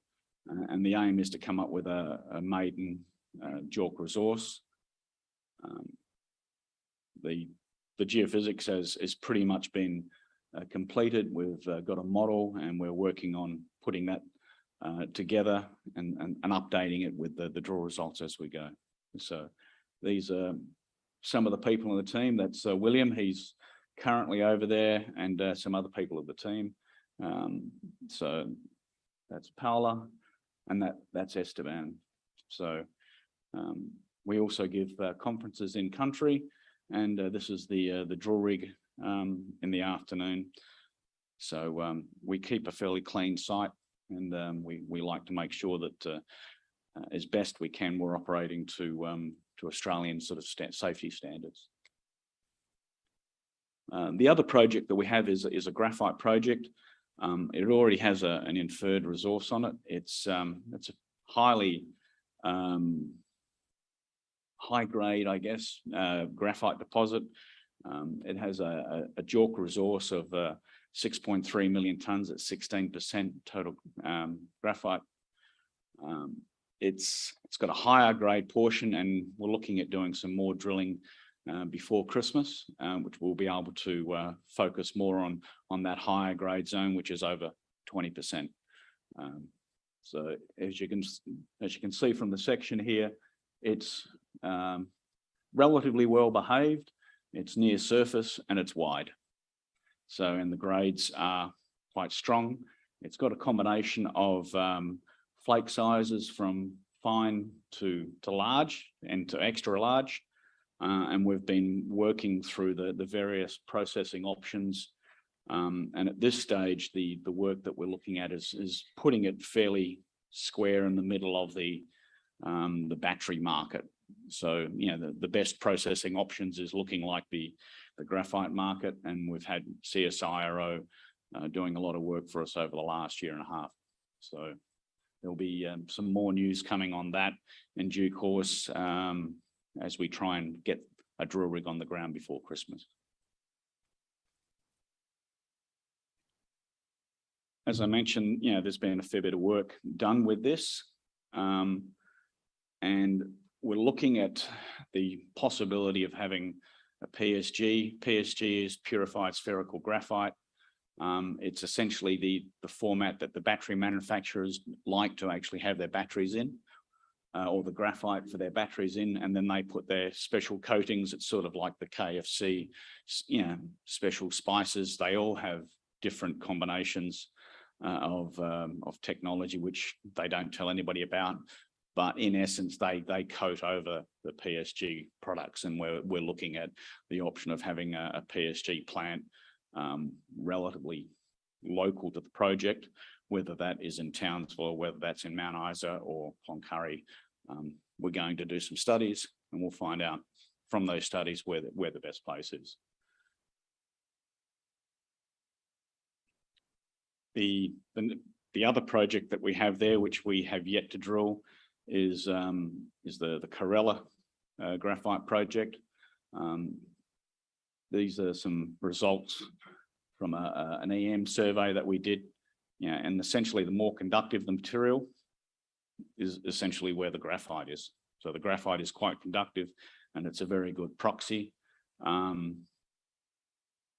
the near surface, we're getting quite a scattering of graphite content, but the real location where the thickness is of the graphite is actually where these colourful zones are. So essentially the red blobs, and we'll be going in there and drilling those hopefully in the near future.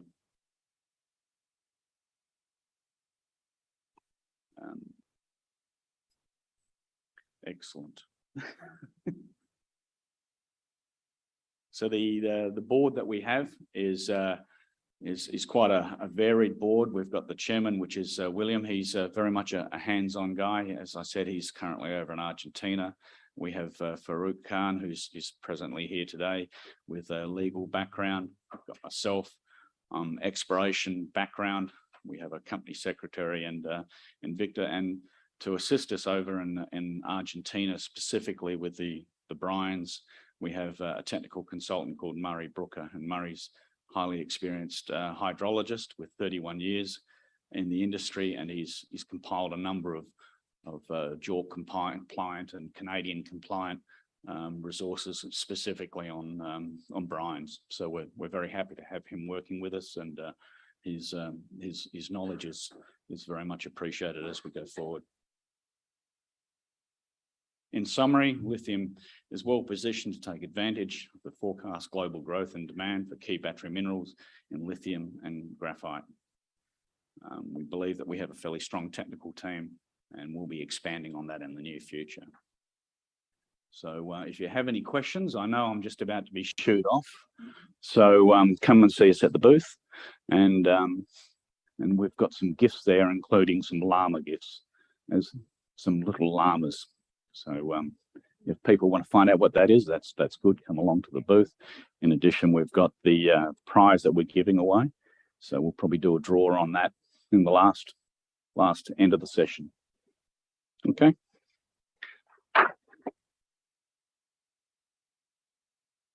He's bribing us. I'm open to a bit of bribery at the end of the session. That's fine. Right, we have one more to go before we break for morning tea. This fellow up here, full of energy, ready to go. Got a lot to get through, haven't you? I should be quiet and sit down. I've got to go through. This is Roger Mason, everyone. He is the Managing Director of Antipa Minerals.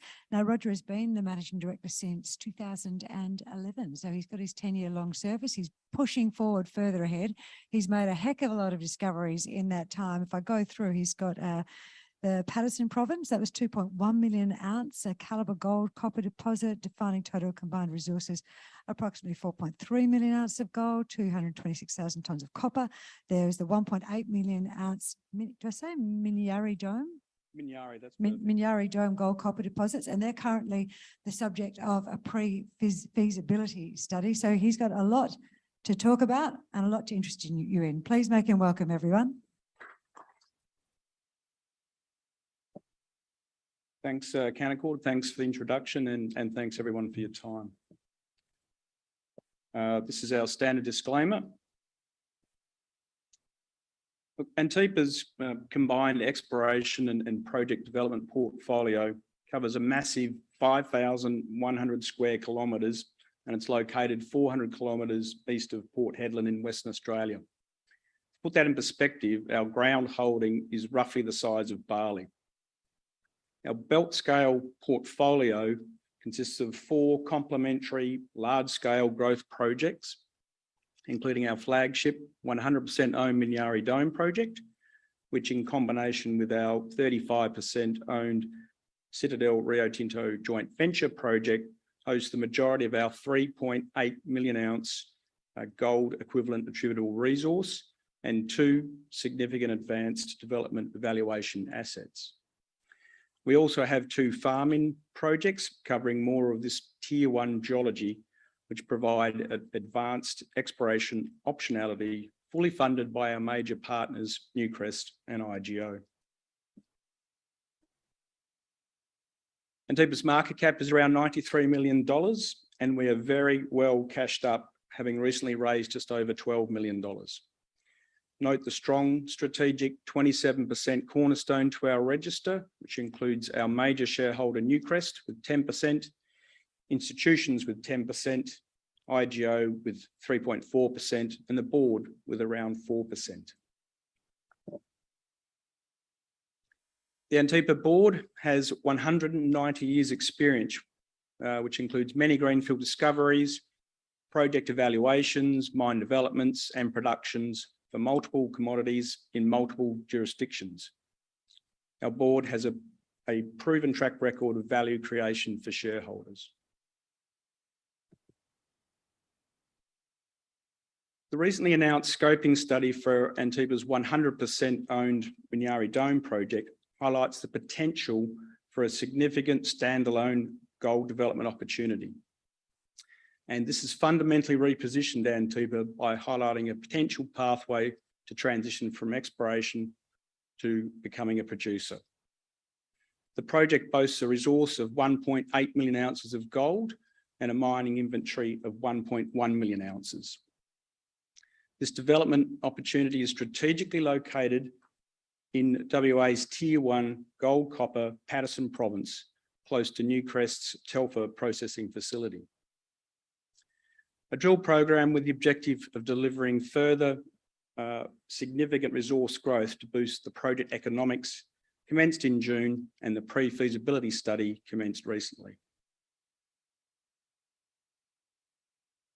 The scoping study delivered an initial combined open pit and underground mining inventory of 21.4 million tonnes at 1.6 grams per tonne for 1.1 million ounces of gold, generating a pre-tax NPV of $392 million at an internal rate of return of 34%.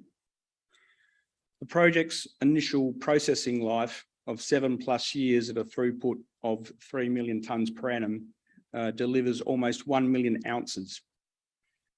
We have an impressive 168,000 ounces per annum for the first 5 years of the project life. The all-in sustaining cost is just 1,475 Australian dollars per ounce of gold, and the pre-production capital cost is $275 million, which has a payback period of 2.5 years. The study used a gold price of 2,430 Australian dollars per ounce, and it's worth noting that the current spot price of gold adds $160 million to the project's free cash flow. Critically, this is just the beginning for our Minyari Dome project, with the project economics hugely leveraged to future resource growth. And that will come from both brownfield extensional targets and greenfield opportunities.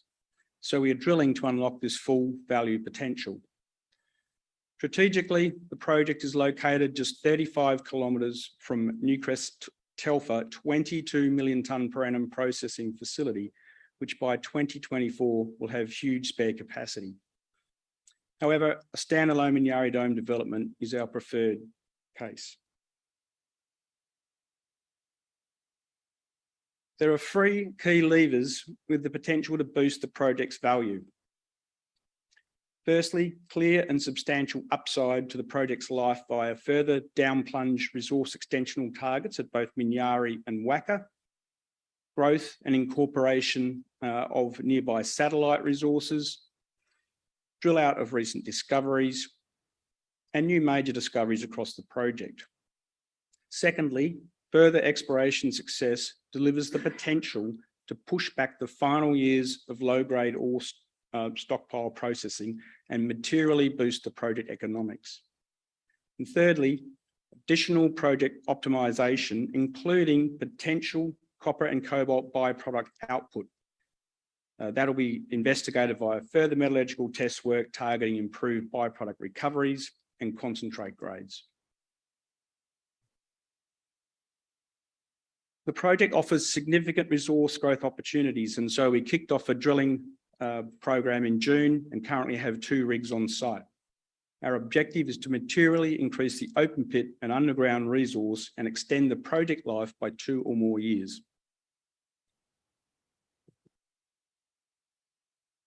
This Minyari deposit long section shows the distribution of the resource, which is hosted by 50 to 200 metre thick breccia bodies, which start at the surface and remain open down plunge below a depth of 670 metres. Also note where, relative to the Minyari deposit, the top of the 5.5 million ounce Havieron deposit is located, which is 430 metres below barren cover. Minyari is analogous to Havieron, and these intrusion-related deposits deliver serious endowment, comparable to De Grey's Hemi deposits, with Havieron delivering 5,500 ounces per vertical metre and Minyari 3,300 ounces per vertical metre. Keep in mind that for typical gold deposits, 1,000 ounces per vertical metre would be considered high endowment. Intensity and grade of these intrusion-related breccia-style ore bodies can increase rapidly, and so drill testing of the high-priority Minyari plunge target and also the Minyari North target are currently in progress. In addition, the project offers significant resource growth opportunities from advanced prospects and high-priority exploration targets, including 4 soil geochemical anomalies, all within proximity to Minyari. Last year, we made multiple greenfield discoveries, several of which delivered maiden resources, which we aim to increase by the middle of next year. Several other discoveries, including Minyari North, have maiden resource potential, which we aim to deliver via the ongoing drilling. These multiple discoveries highlight the shallow resource upside for the project and also the mineral camp style setting. The scoping study's positive findings led to the commencement of a pre-feasibility study with the objective of propelling Antipa further toward a development decision on a standalone mining and processing operation by late next year. The growth drill program, with the objective to further increase the resource and boost the project economics, will deliver an updated resource estimate around the middle of next year for incorporation into the PFS mine schedule. There is so much more to the Antipa story, with 3 additional complementary growth projects, which are huge in every sense of the word. Huge belt scale combined exploration area totaling almost 5,000 square kilometres. Huge partners, Rio Tinto, Newcrest and IGO. Huge partner combined funding requirements of up to $115 million. And huge tier 1 gold copper discovery potential. Antipa currently owns 35% of the 1,200 square kilometre Citadel joint venture project with Rio Tinto, exposing shareholders to a significant slice of serious upside, including the potential development of the 2.1 million ounce calibre gold copper deposit and exciting greenfield discovery potential, all less than 40 kilometres from Rio Tinto's tier 1 Winlo copper gold development project. Citadel hosts resources of 2.4 million ounces of gold and 162,000 tonnes of copper, of which Antipa's slice is currently 1.2 million gold equivalent ounces. Rio Tinto are fully funding the 2022 exploration program, which is focused on greenfield copper gold discoveries and the ongoing evaluation of the potential development opportunity at Calibre. The objective being to identify future feed for Winlo's proposed Winlo plant. Our third project is the 1,500 square kilometre Patterson farm-in project with IGO. And I would like to take this opportunity on behalf of Antipa to once again offer our sincere condolences to Peter Bradford's family, friends and colleagues. The project comes to within a few kilometres of Winlo and surrounds our Minyari Dome project. And IGO need to spend $30 million to earn a 70% interest, and in addition must free carry Antipa to the completion of a feasibility study. Currently, Antipa still owns 100% of this project. The Patterson project has a greenfield discovery focus for nifty and Winlo analogues, the objective being high-grade copper discoveries to satisfy IGO's future-facing strategy. This year, the project's multifaceted exploration program has been identifying additional greenfield copper-gold targets, including 2 exciting coincident gravity magnetic targets, with drill testing commencing soon. In addition, early next year, 2 Havieron analog targets just along strike from Winlo will be drill tested. Our 2,200 square kilometre Wilkie farming project with Newcrest comes within a few kilometres of both Telfer and Havieron. Newcrest need to spend $60 million to earn a 75% interest. Currently, Antipa still owns 100% of this project. The Wilkie project has a greenfield discovery focus for gold-rich Havieron and Telfer analogues. The objective being to discover new ore sources within 50 kilometres of Telfer's 22 million tonne per annum plant, which is rapidly running out of ore. All this culminates in a huge amount of discovery-focused exploration across our belt-scale combined portfolio in a province which over the last 7 years has delivered greenfield discoveries totaling 16 million ounces of gold and 3 million tonnes of copper. In wrapping up, Antipa is emerging as a potential tier 1 gold copper business with several investment catalysts. Minyari Dome project's significant standalone development opportunity fundamentally repositions Antipa by highlighting a potential pathway to production. A pre-feasibility study for the project is being run in parallel with a resource growth drill program aimed at extending the project life and significantly boosting the project economics. And with a total spend across our 4 projects this year of approximately $15 million, another Patterson Province Tier 1 discovery could just be around the corner. Look, thanks everybody for your time. We do have a stand or table outside there if people would like to come and ask questions. Thank you. Thank you very much, Roger Mason. We're going to go and have a half an hour break. And when you come back, we've got gold, gold, gold and more gold investments and the company behind a life-changing dental and knee implant technology. So that'll be interesting.